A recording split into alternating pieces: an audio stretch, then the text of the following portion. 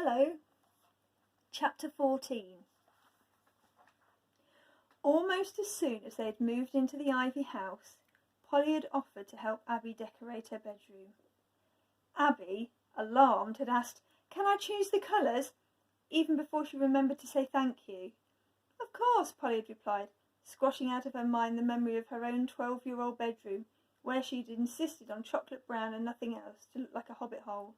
"Anything you like."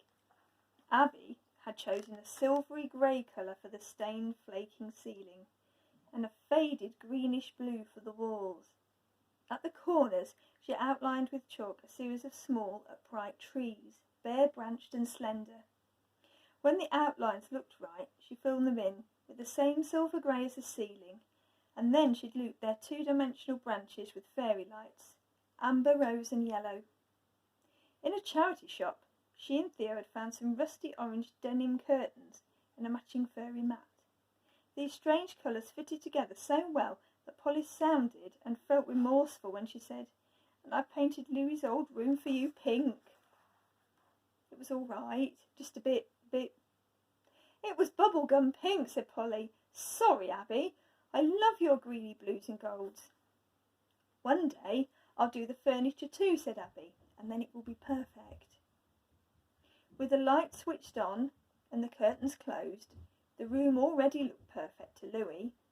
His bed was so close to Abby's he could reach out and touch her hand. "Come and see," he called to Max when Abby was getting ready in the bathroom, and Max put his head round the door and asked, "Why are you even here?"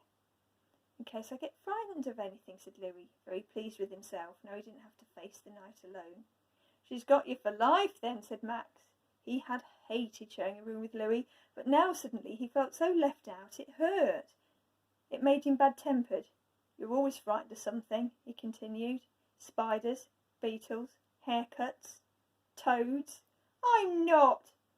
"Messy bedroom floors, Mum never coming back."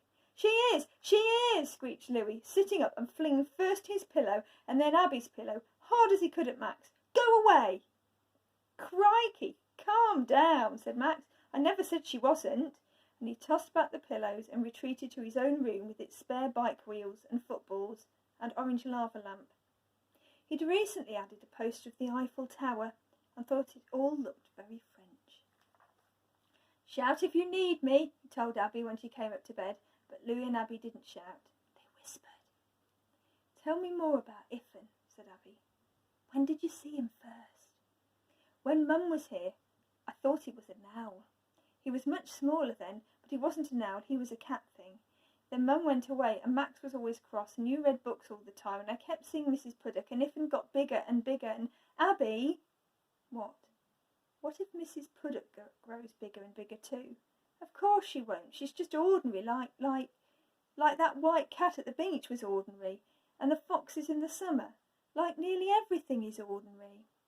"Not the ivy," said Louis, and from outside they heard the ivy leaves rustle a little, as if in agreement. Louis spoke again. "Iffin isn't ordinary, but he's real too. He does real things." "Yes," agreed Abby, thinking of the marks on the door and the slashed patchwork rug in the room beneath. "Unordinary things are happening all the time now," said Louis. "I know." "Do you like it?" "Like it?" This unordinary time, I don't know what it's called," said Louis helplessly. Abby did. Granny Grace had named it long before. "What a time of green magic." Louis's eyes were on hers, waiting for an answer to his question. Did she like it? Abby's thoughts revisited these last few green magic weeks.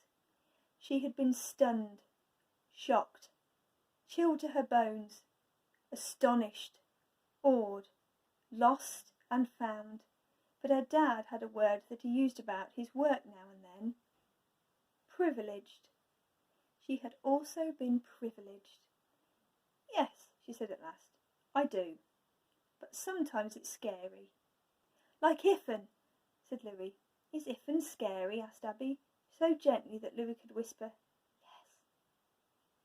After that he was quiet for such a long time that Abby thought he'd fallen asleep, until he suddenly reached up a hand and said sleepily, I did see the snow on your hair. I did see Iffin, said Abby, and she stretched down a hand to touch his and added, Night, Louis, and watched as he fell asleep. Then, for a long time, Abby lay awake, listening. Theo creaked up the stairs, peered round the door, blew a silent kiss and creaked back down again. In the next room, Max dropped his headphones, releasing a trickle of French conversation, and flopped down on his pillow. There was the sound of wind in the ivy outside, Tufik further away, somewhere a dog barking. Did dogs see Iffin? Where had Louis found Iffin? The tired house slept, all except Abby. Abby's mind was turning and turning as she remembered.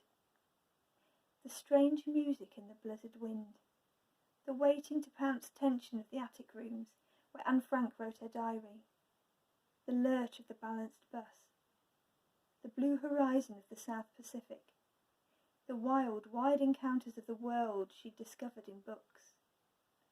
And she'd found a chestnut leaf and a speckled shell, the memory of snow in her hair, and Louis had found Iffin. I think, said Abby to herself, slowly explaining as she began to understand, I think, in the beginning, Iffin must have come out of a book.